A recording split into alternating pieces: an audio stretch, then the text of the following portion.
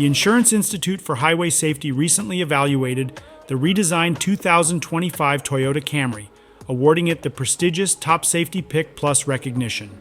Built on a front-biased platform, the hybrid-only model excelled in 6 out of 7 tests, performing well in crashworthiness assessments like the small overlap front, updated moderate overlap front, and side impact tests.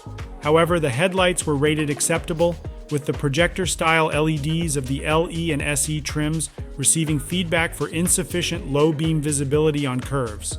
Higher trims, such as the XLE and XSE, did slightly better in the tests, especially in high-beam performance.